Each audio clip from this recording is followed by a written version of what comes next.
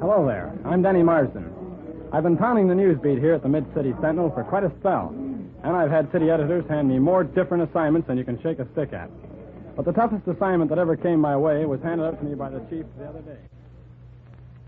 Marsden, I want to ask you a couple of personal questions. Do you mind? Oh, look, Chief. I was born with these bags under my eyes. You got me wrong, Danny. I mean about your future. About your plans Don't beat around the bush, Chief. My skin's thick. I've got an important assignment for you, Danny, and I want to be sure to get it across to you forcefully. Go ahead. Grill me. What would you do, Danny, if I fired you today? Remember, you asked for this, Chief. I'm asking you. I'd be working in Centerville on the Tribune tomorrow, and for more than you're paying me. The fact of the matter is, they've been approaching me regularly. Yes. Yes, they'd naturally want a man trained by the Sentinel. You're getting invaluable experience here, Marsden. I hope you appreciate it. Now, to get on with the question. Oh, won't you linger a little longer on that one, Chief? I kind of like it. Now, that'll do for the blackmail, Danny. The point I'm trying to get across is, what's your attitude towards security? Oh, when my stuff is appearing in the paper regularly, when the people are reading it, and when another paper is bidding for my services, I feel reasonably secure. Perhaps you feel secure now, but what about the future? Have you thought about sickness or the time you'll want to retire? Oh, I see what you mean. Security and the future are tied in together. Well, I've got my membership in the Blue Cross, and I've got a pension policy with a Canadian insurance company. All right. You've probably got the best kind of security, the kind you're providing for yourself. But what about, say, a ditch digger or a government clerk? If he gets fired, he can't just go and work for another government. I know a fellow in the advertising business who has a penthouse, a butler, and he makes a whopper of a salary. But he worries himself sick about his future. Practically lives on aspirin. If one account quits, he's in a mess. He's got so many obligations. Now, that's the point, Danny. Security means different things to different people. I'd like a definition. Now, your assignment is, how can we get the most security for all the people? Go into it in detail. All our readers are interested. And make it easy to understand. That's easy for me, Chief. I don't know any $10 words. Maybe that's why the Centerville Tribune wants you. They only hire illiterates, you know. Oh, thank you, Chief. Thanks a lot. You say the nicest thing.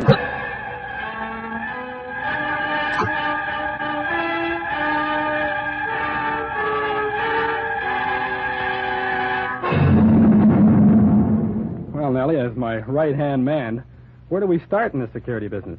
The chief wants us to interview people from all classes. Well, it's Old Timers Week in town. Why don't we interview one of the old fellows they're honoring? Nellie, you're not only a gold digger, you're a genius. Let's go. Well, son, there wasn't so much talk about security in my day. Hey, Martha?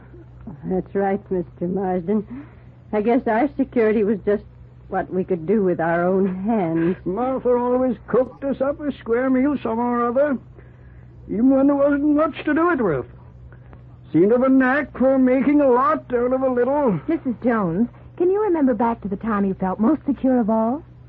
Oh, land, now, just let me think. Yes, I can.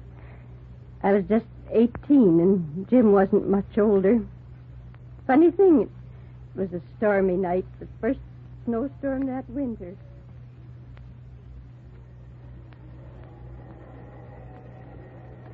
We'd moved into our first homestead that spring on a lonely concession line in northern Ontario, but I don't recall Jim and me ever being lonely. I'd put in a good garden, and Jim had cleared all the land he could and readied the cabin for winter, snug as could be. Well, the wind was something terrible that night, but we'd a good fire, and the cellar was full of vegetables and preserves, and we'd lots of good dry poplar. I sat back and listened to the wind howl, and I thought, ain't it nice we're so snug and comfortable? Well, Jim and me did well. We built a big home, one of the nicest later on. But I can't remember, Miss Macroy, when I've ever felt so secure as I did that stormy night. I remember it well, Martha. Remember, I looked out the window, I guess, and I grinned from ear to ear. I said to you, let her blow, Martha, let her blow. Well, son, that's real security. The kind you make for yourself with your own hands. There's happiness in it.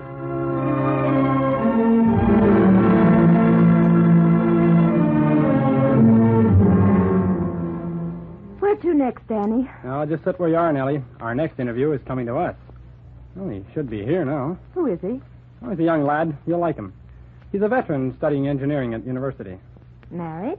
Interested? You said I'd like him. Most of the marriageable guys I meet are married, darn it. No, he's single. Tall, dark, and handsome. But remember, we're doing research for the Mid-City Sentinel, not a love story magazine. I think this must be him coming now. Brother, he is handsome. Now, lay off, Nellie. This is strictly... Oh, come in, Mr. Cartwright. I'd like you to meet my assistant, Miss McCoy. Nellie, Roy Cartwright. It's a pleasure to meet How you, do Miss you do? McCoy. I asked Roy to do some thinking about security and then come and give us the veterans' views on security. Well, I haven't got the whole thing all doped out, if that's what you mean. I talked to a lot of the fellows, though, and I've written out some observations for what they're worth. People seem to think we're afraid to stand on our own 2 feet, that we're too security-minded, that we're all ready to have the government take over our thinking or go communist. And there's no truth in it, eh? Well, we may be security-minded, but we're not pushovers for communism or any other ism. We were regimented in the Army not so long ago, and none of us fell in love with that routine. Many veterans have gone into business for themselves and made a go of it, too. But most of us just happen to want jobs with big companies.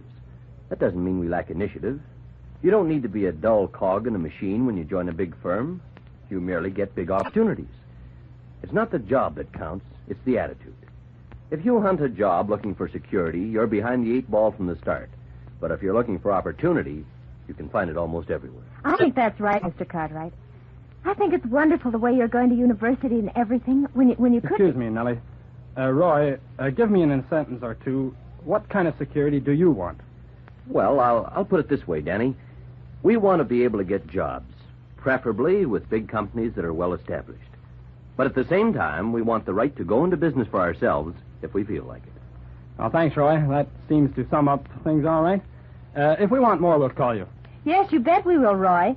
And if you think of anything more, you call us. The telephone number is... It's in the book. Oh. Goodbye, Roy, and thanks a million.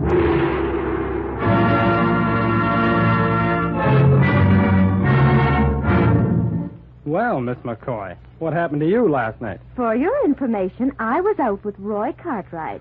Oh, that was fast work. Yes, wasn't it? You know that part in his notes about this generation having lots of enterprise and initiative? Yeah? Underline that, Danny. Underline it. Okay. Now, get that shorthand book of yours ready and lots of pencils. We're going to hear an economist, a real live economist with umpteen initials after his name. He's speaking tonight at the auditorium. Is he married? Yes, he's married. The wife is beautiful, and he has 3 children. Oh, well, a girl can't always be lucky.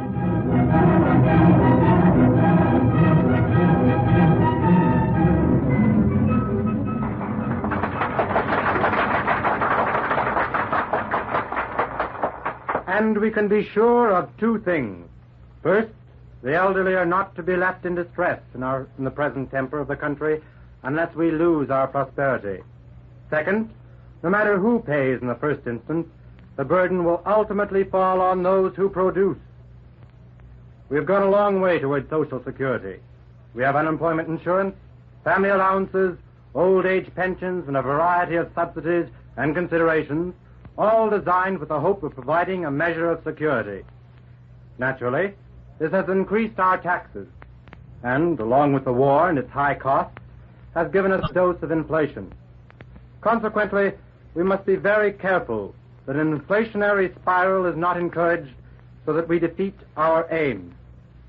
Already many old folk, widows, and others who had saved for their retirement are finding the going tough.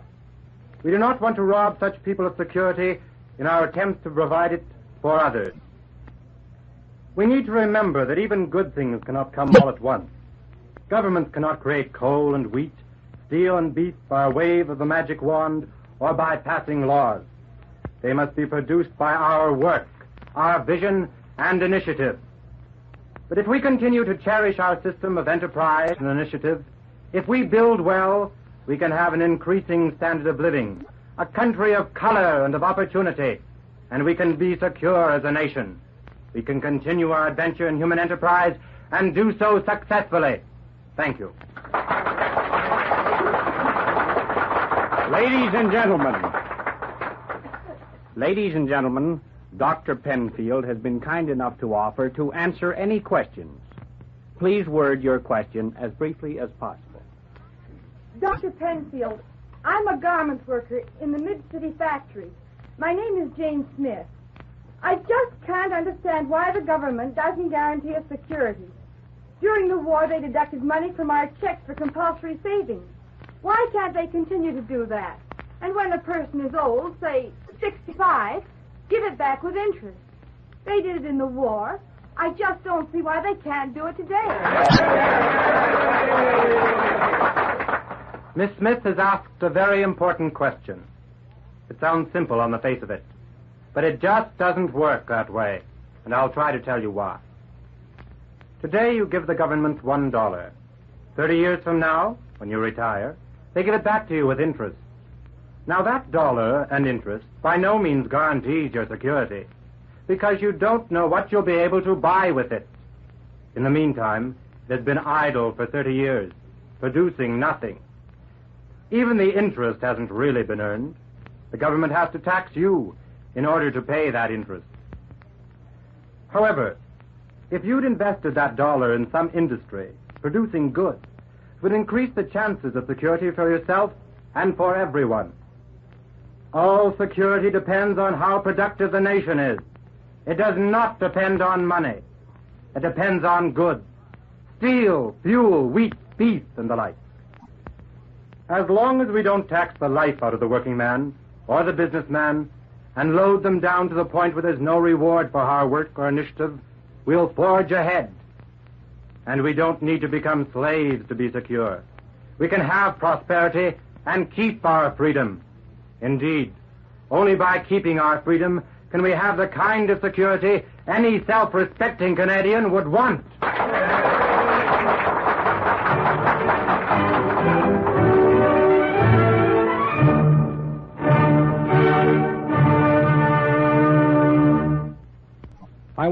I wonder if you would have written what I did if you'd had the assignment.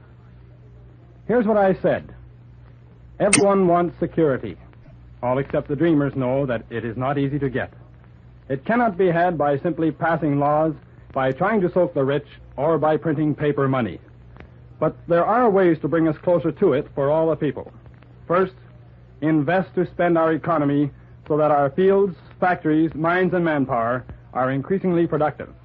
Second, insist that our government handle finances as efficiently and as carefully as a thrifty housewife does her household budget.